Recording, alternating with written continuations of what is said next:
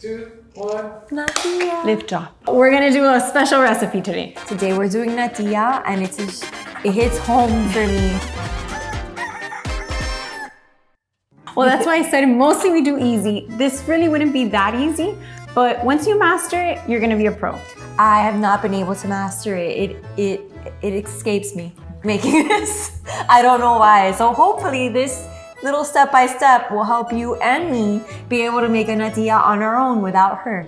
First thing we're gonna do is we are going to make a slurry from our cornstarch. Slurry is when we get cornstarch and we thin it out with a liquid, in this case water, into something liquidy, because what happens is that it will clump up. So we got 1/4 a cup of cornstarch and 1/4 water. Right, typically it's just same mix that amounts. up. And then mix it up, make sure it's not lumpy. Either way, we're gonna strain it. Now, while Christy's whisking that, we are going to work on the base of the natilla, which is different milks. So we have evaporated milk, leche like evaporada. all Cuban desserts, it's Yes. a bunch of milk.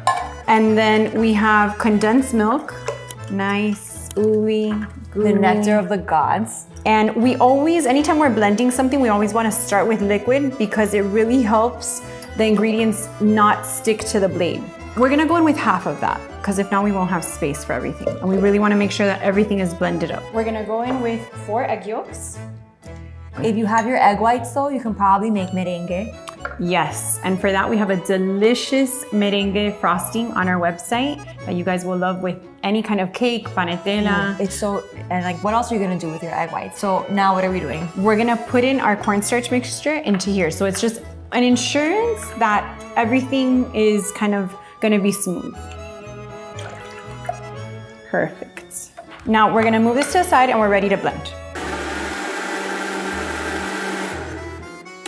See you at the stove. All right, so our mixture, we're gonna add it.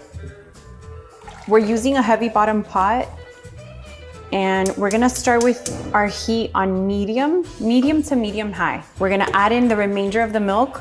The only reason we didn't add it in is just so that we can give an opportunity for what was in the blender to kind of meld together correctly and not have too much in there.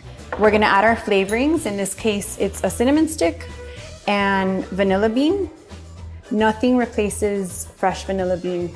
It just is so delicious. We open up the pods lengthwise and all of those little black spots are gonna disperse all around the milk. Okay, so if you don't have vanilla bean, it's really not a problem. We do include vanilla extract in the recipe. It's just something that we add towards the end so that the flavor doesn't completely cook off. And we're gonna add a little bit of salt. We always add salt, even though it's a dessert, it brings out all the flavors. Whisk it all up.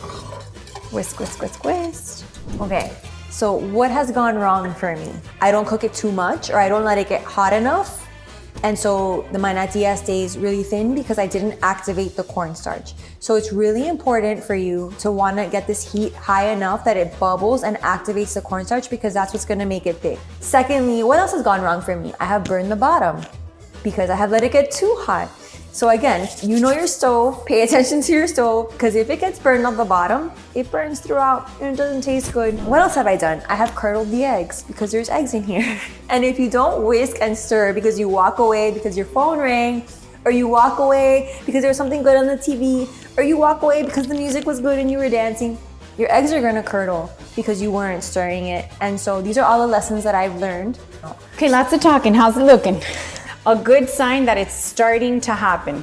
But when I see that, I'm tempted to continue to use my whisk. And that's because I wanna make sure that there's no hot spot. I feel like the best way to do this is with a whisk. And we just whisk and whisk and whisk. And it is true what Christy was saying. This is a difficult recipe because people are afraid of, am I doing this right? The thing is you need to get it hot. And when you get it hot, you do have a chance of burning the bottom.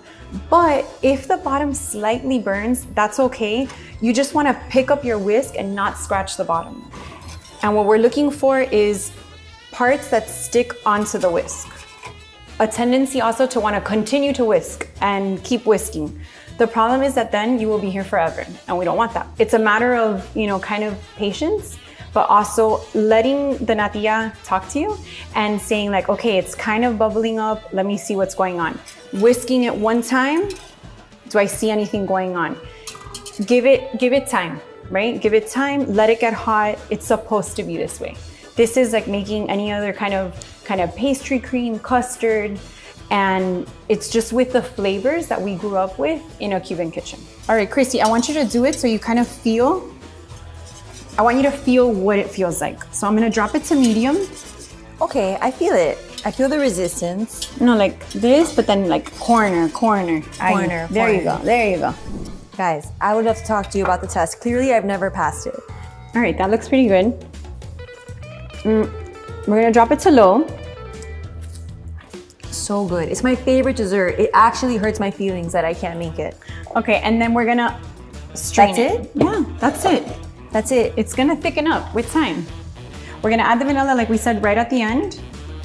Let's turn it off. For me, there's never enough vanilla. We measure it with our eyeballs and our hearts. Okay, so this looks really good to me. You see how it's really nice and thick? Now, don't be mistaken, there will be brown on the bottom, but at this point, I'm only using the rubber spatula in this part of the recipe. All right, guys.